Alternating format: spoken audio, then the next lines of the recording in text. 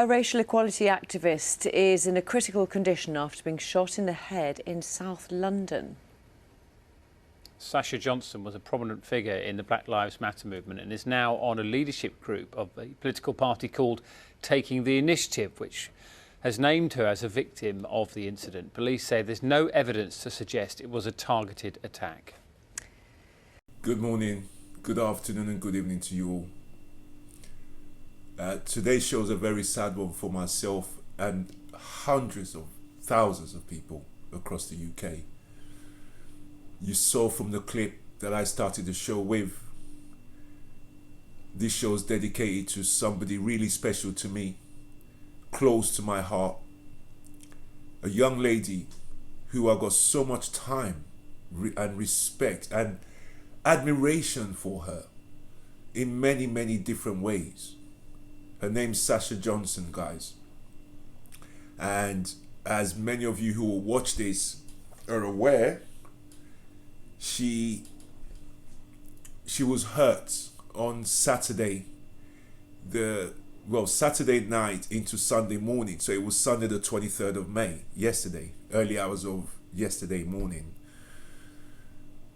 We are finding stuff out bit by bit, but we are very concerned that her injuries are worrying.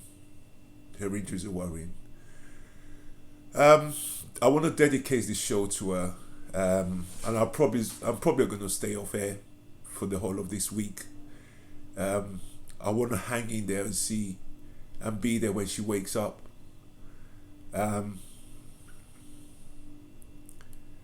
just want to share a few things with people who haven't spent as much time with Sasha as some of us have. I haven't spent a lot of time with Sasha since this last lockdown, between December and when we unlocked in May.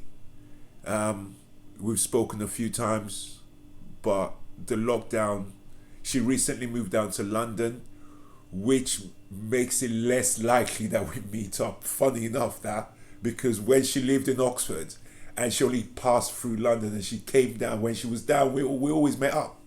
She could stay a week, she could stay a couple of days, but because she wasn't in London, we always tried to meet up when she was in London. However, she relocated to London in December of last year, a few days after her birthday. So she's been in London for 5 months now. See, she has moved to London because she's just in London now. You know, you tend to relax a little bit. So we haven't been as much in visiting as we were before that. But Sasha, let me tell you guys about Sasha. Sasha's such a generous person. I've never known a generous person like Sasha in my life. I don't mean generous to just people you know. I have never driven in a car with Sasha, whether she was driving and I'm in the passenger seat, or I was driving and she was in the passenger seat, where we came across someone who came up to the windscreen, to the window, and begged for money without Sasha peeling off a £10 note or a £5 note. I've never seen her give these people coins. And sometimes it baffles me, like, what are you doing? They're going to go and smoke drugs or buy a drink with it. She didn't care. She didn't care. There's never been a time that someone begs Cat Sash for money that Sasha didn't give it to them. It doesn't matter if it was the last fiver. If that's all she had, she'd look in her purse, she'd look around, and the traffic lights change. I go, Sasha, lights have changed. And Sasha will find that last fiver and she'll give it to this person before we drove off. That's Sasha. I'm going to show you guys a video just so you understand who Sasha is. Sasha will fight for you and she doesn't even know you. Sasha will pull over. She sees the police talking to a black child. Sasha will pull over. She wants to know why. What's going on? She's such a lovely person. And that lovely side of her mixes 50-50, exactly 50-50, with the side of her you don't want to cross. That's the word of a lie. She is just as generous as she's ruthless if you mess with her. But she'll have a reason. She'll never come after you if you didn't give her a reason. Guys, I want to keep this short, very short, and I want to share with as much people. Sasha's taught me a lot. Sasha's taught me to be giving. Sasha's taught me not to think about myself all the time. First, put other people first. Sasha took me on my first home door-to-door delivery of food, and I couldn't believe I was doing it. She's such, she is just, you pull up and you deliver the food and they give you another bit of paper of someone else's name who needs help. And I did this a few times with Sasha, but this is Sasha every day. If she's not doing it in London, she's doing it in Oxford. If she's not doing it in Oxford, she's doing it somewhere else.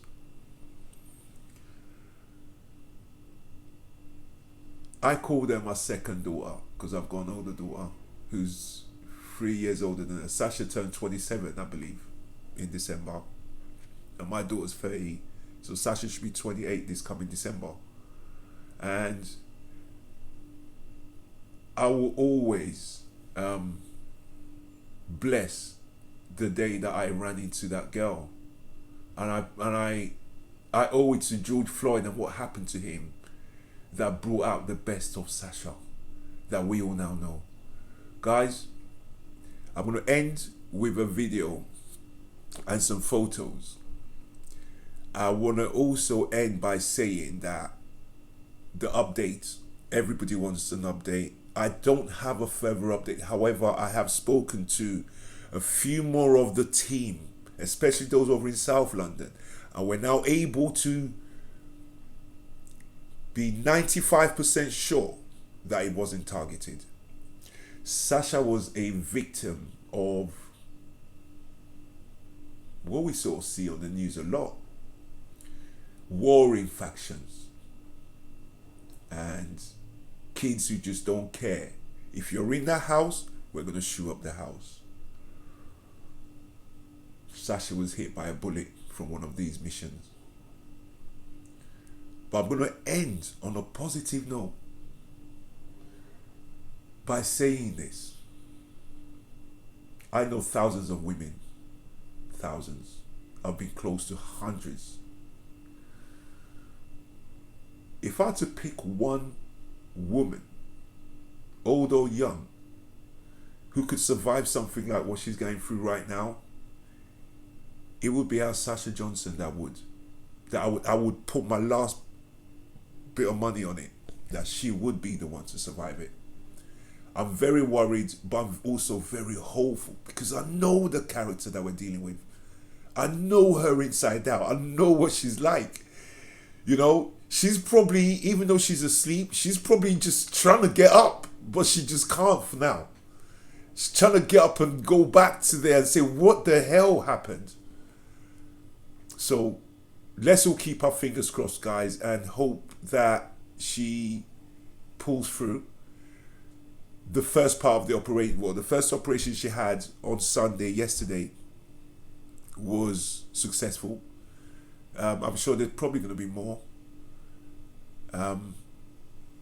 So we keep praying for Sasha to come through this. In the meantime, I want to show you guys a video. I first aired Sasha on this platform last year at Parliament Square, where a protest had just finished. I was doing my filming. I'd noticed this young lady for a good couple of weeks, and she was always very staunch in her beliefs and in her talk. This day I pulled her over and I got talking with her. And within 2 minutes I said to her, can I put you on my video? And I interviewed her, and I'm going to air that interview. That was the first time Sasha featured on the Full 100. Many of you know who've watched this. Sasha's been on the Full 100 many a time. We've been at the protest together. We followed the anti-maskers, myself, her, and Andy Morris. She's co-presented with me on here. She's, other than my son, Sasha's the only other person who co-presented with me on the Full 100. This is why the Full 100 has to dedicate this show to her. And in dedication to her, I'm not going to publish any more videos for the whole of this week until I see where this goes with Sash. So you guys have to bear with me. I'm going to be off air for the next week. Between family, work, and Sasha, and praying for her, I ain't going to have the stomach to put any videos out. I'll be honest with you. So I'm just going to finish now with a quick video of Sasha's first time on the Full 100. Take a look.